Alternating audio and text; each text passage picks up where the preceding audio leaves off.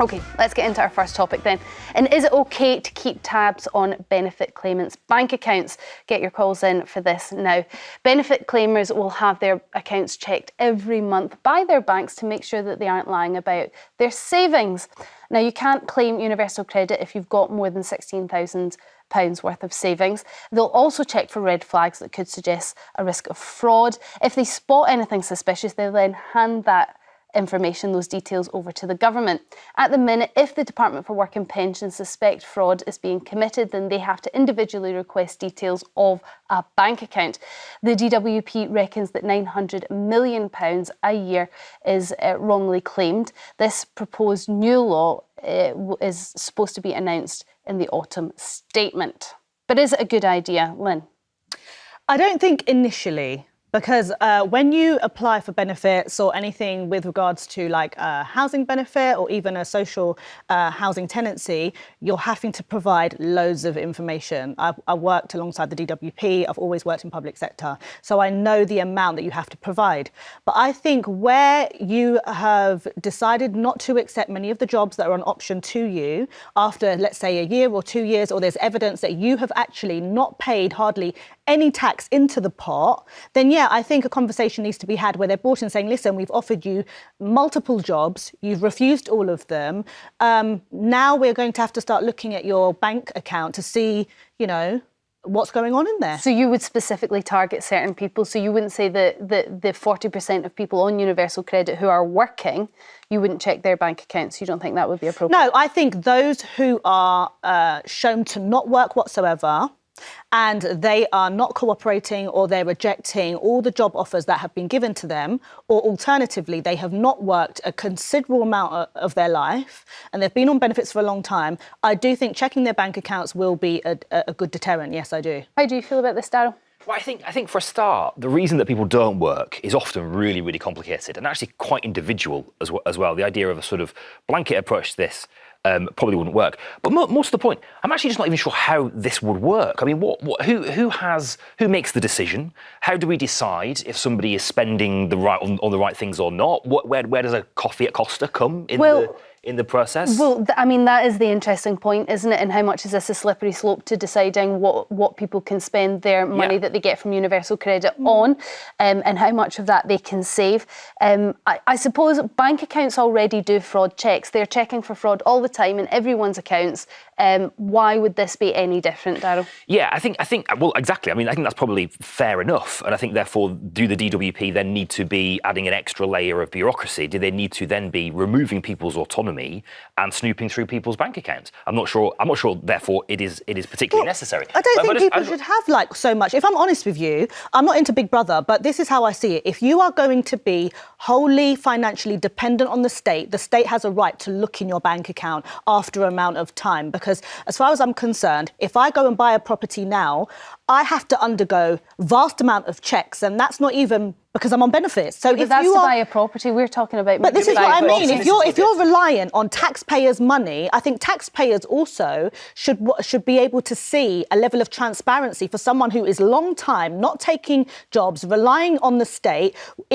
We should be able to see what's going on in your bank account. Then where do you draw the line on what's long term and what's not? Holly from Devon, what do you think about this proposed new law then, that your bank account will be looking into your accounts every month if you're claiming universal credit? So as a single mum, I work. My wages don't add up to the cost of living crisis, so I do get topped up by universal credit. However, I feel with the banks looking, or with the government trying to look into your bank, I feel that's an invasion of privacy. Like, I don't need a government official because I pay my taxes, so I'm entitled to, or not entitled, should I say, I'm helpful for the top up that I get from universal credit. But I just feel that it's a massive invasion of privacy. We have to give a lot of information over anyway. Yeah. Holly, you're the perfect person to speak to about this then, because you're law-abiding, you pay your taxes, you get topped up and helped by universal credit. You therefore have nothing to hide. And therefore, what would be the problem with your bank account, not the government, so your bank account, just having a quick squiz and checking that you don't meet the threshold of the savings, and that there's no sort of dodgy things going on in your bank account? Because if they do that, then they might find the odd person that isn't quite as honourable and as honest as you, and therefore the system might work a bit better. Absolutely, I completely agree. But then, like I said before, you've got people that are law-abiding, that declare everything, that struggle to get the help from the government, from Universal Credit, from DWP, from whoever. Like, the cost of living crisis is obviously sky high at the moment, and there's just not enough between the national living wage or anything. Like, there's nothing in between to support single household families that are on universal credit. I hear you. It's something that we hear quite a lot, is how difficult it is to actually get any universal credit or any help at all. I suppose what I'm saying is whether your want for privacy and the government not to be invading that versus the ability for the government to stop people fraudulently claiming benefits that they don't deserve, that might actually make it easier for people like yourself who just need a bit of temporary help to get that help, rather than being so quizzed and have so much red tape initially. But then if they suspect somebody is having fraudulent activity in their bank, say they're over the savings threshold, then they should invade their privacy, not everybody's, if that makes sense. That's what they're doing at the moment. How would we know? And if I could quickly ask you, Holly, you've said that you're a hardworking mother. Or for all of those who are trying to trick the system, like 2022 to 2023, there was over 8 billion in fraud or lost amounts of incorrect payments. That shouldn't be right. That should be going on people like you. So you're saying that we're going through a cost of living, councils are having to cut back on their expenditure. That money should be going to people like you. So we do need to check to ensure that there aren't people using the system. But Holly makes a point that it's very hard to get any help as it is, Lynn. And actually, if you look at the stats, the overpayments due to claimant error was only 0.6%. So we're talking a fractional amount of the payments made to benefits are actually an issue. Underpayments, however, so that's people getting less than they should and less than they deserve, 0.9. So actually the government are making far more mistakes underpaying people than overpaying people. So there's an argument to say that actually the government's focusing on the wrong thing. No, I do agree with that. But also, going back to my point of a deterrent, we've seen a 75% rise in the amount of 18 to 24 able-bodied people going on benefits versus 20 years ago, because that desire of wanting to get out there and work is slipping away slowly. So as a deterrent, if I was someone in this age group, 18 to 24, I would think, I can't be bothered in them looking in my bank account. Let me just get out there and work. I think you've made a fundamental mistake here. Yeah. You mentioned the word system, and I think that's a really important point. If the system doesn't work, people are going to work the system. And we have a system that doesn't work at the moment. And we constantly try to tinker around the edges, doing things like this, which are, frankly, quite cruel, assume guilt of people, and they remove people's autonomy, instead of tackling the causes. People aren't on benefits, or younger people aren't less inclined to work because they're lazy or it doesn't work for them or whatever else. It's because it doesn't work for them. It's because work is insecure. Wages are low. It's a misery. I think we've got this war on people working from home. I don't know, have you ever worked? Okay, the people that we're talking about, have you ever worked with them? Gen Zers, yeah, of course. Yeah, no, I mean where you've been in a job centre, for example, having to work with them 8 hours a day. I've worked with these people, of course, and I'm not saying there aren't people that you're right. It's hard for them to work. When you say these people, that could be construed as quite a horrible way to describe. Should I have said those people? No, I suppose it was just the term, but did you mean it to be negative? Do you feel negatively towards Storm, them? do you think I would have meant it to be negative? No, I'm just asking. Oh, then there's your answer. So no. Well, you assumed that no, so why did you ask it? Well, because when I say these people, I could have meant wealthy people, these people, mixed race people like me, these people. I could have meant anything. I understand that, Lynn, but the context that you were saying to Darryl was the fact that have you worked with these people, which meant there was something. Anybody that means that something that Darryl and I wouldn't know that you do. So I'm wondering what that is. Oh, okay. As I explained earlier, I've worked many years in public sector. customer facing, where I help people get back into work. So these people could be me tomorrow if I lose my job. Yes. Yeah, that could be these people. What do we not know about them that you do? No, it's when you're saying that there's oftentimes people make comments where they're saying, oh, the majority of these people would work if they could.